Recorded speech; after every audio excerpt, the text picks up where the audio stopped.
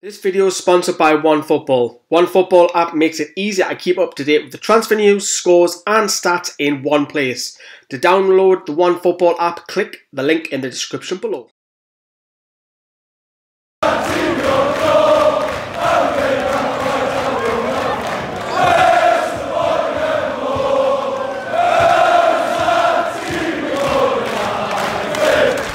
Hi everyone, from a wet, cold, freezing John Smith Stadium. I could do for John Smith, get a pint doing this, but absolutely fantastic 3 points for Newcastle. We're going to be looking at the lineups. We're going to hear from Rafa Benitez shortly as well, and we'll talk about a little bit about the league table next week as well. It's just me, as you've seen. You would have seen Will, but none of the rest of the gang are down here because they're too tight to pay. So anyways, that's my little dig at them for you guys who are watching. The lineups, yeah, let's put it on screen. It was surprising, wasn't it? It was really surprising seeing Kennedy left wing back, but then you were looking at it and thinking, wait a minute, he might not be doing that. He might be playing Clark at left back, maybe playing Kennedy further forward. But it was just like 5-4-1 formation, and it worked. It seems to be working from away from home. You know, we've got 7 home defeats, which is too many in my opinion. It's far too many. But this away system, that it seems to work and play it, in particular away from home. Richie in particular, that's probably another surprise, him not starting. We knew about the injuries with Fernandez and Shelvey and that, but what make do of it going into that, the first half. The crowd were absolutely fantastic, the way end. Huddersfield, I'm not going to lie, I was scared. Huddersfield will dominate the play, but the one thing that Huddersfield don't have is quality in that final third. 10 goals all season, you can see why. You know, they're playing Del Potri up front, the battery ram, and just trying to get him to and hold the ball up. But they haven't got the quality in midfield, in my opinion. That's not me trying to be disrespectful to the Terriers. That's just facts. They need to spend money in January, and we do as well, we're not going to lie. But I was worried in that first half. There wasn't many clear-cut chances. There was the Phil Billings shot, which was tipped over by Dubravka. And for us, you're probably looking at Fabian Schär from the free kick from Kennedy, where he played it key chipped it in. Schär, for me, has got to smash that. He should have scored. But going into half-time 0-0, I would have took it because we weren't the best side there.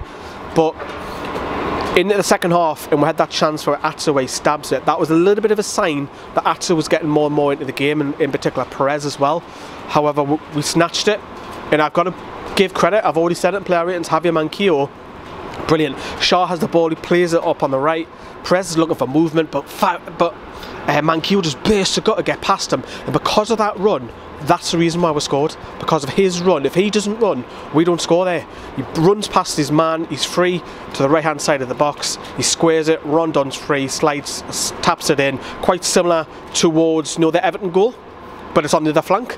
Very similar type of goal, where they square across the 6-yard box, and there's the big man, the big beautiful man, as Kyle calls him. 1-0 up, absolutely fantastic. And again, we didn't change the way we played, but because Huddersfield had to come out at us, they didn't create much. Huddersfield, to be fair, once we scored after, what was it, 55 minutes, then that suited us because we were then having the counter. In particular, Perez and Atsu were getting on the ball a lot because we were trying to hit them with pace. And we looked more dangerous when we actually went 1-0 up, strangely enough. But Huddersfield couldn't do much. Perez should have had a goal correctly given, but Anthony Taylor's assistant gave it wrongly. In my opinion, he was level when he was throwing goal for offside, but that could have come back and haunted me. But luckily, that is me fingers crossed. I know I've got gloves on, but fingers crossed. It didn't help, it didn't hurt us, and it didn't. The other talking point on the game, we've got 3 points, which is brilliant, fantastic. I'm out of the moon with it, yous are.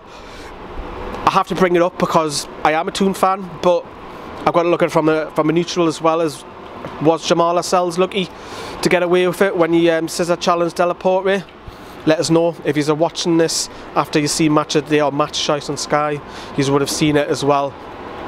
Who knows? But you know what? Who cares? Who gives a shit? We've got the 3 points, that's what we came down here. We're saying it all week, this was not a must, well I was saying it, this was not a must lose game, and we've gone there and the lads done the effort, and Rafa got his tactics absolutely spot on. To get 3 points from this was massive. Now if we can, we'll talk about Fulham in a moment, if we can beat Fulham, you know, it looks so much easier going in that January transfer window. But of course, let's hear from some of the backroom team. Firstly, Rafa Benitez. That every game is a final for us. Then to play against a team close to us and get 3 points the way that we did it, working so hard as a team against a team that was pushing and pushing all the time, And I think that you have to give credit to our players for that. You know, when the team worked like we did tonight, we tried to create some chance, and we got one, and we have to score, and that's it. I think the most important is the confidence to going up, and we have to keep working hard to get the results. Well, he's a happy bunny, and he plays it down, didn't he? But he's a happy bunny. Right, so the league table, let's bring it up. Doesn't that look so much more rosier? 6 points were pulled away from Huddersfield, climbed the table ever so slightly, but it's more points on the board. And it is, our aim is to stay up. It does look rosier in the last probably 5 or 6 weeks, because we have, and yes, there's been a couple of blips, but we have been picking up results. It looks a lot more rosier. However, Fulham this weekend, next weekend, it's a team that are struggling. Mitrovic against, you know, it's written for Mitrovic to score, isn't it? Mitrovic against her, but we've got to go there. Fulham will be playing through her, quite similar to West Ham. So will this wing-back system work against them? Personally, I don't like to see it at home. I think away from home, though, here, Rafa got his tactics spot on, and he has for a lot of away games. We've only been beaten by the 2 Manchester clubs away from home. That tells you its own story, doesn't it? Absolutely brilliant. I cannot wait to get in that car and drive home and sing my little head off. But like I say, the away fans were brilliant in a way. I can't even speak, man. I'm that happy. I'm that absolutely buzzing, and it's minging the weather and all this. But who cares? Who gives a shit? 3 points on the road. What a belt. I'll see you later.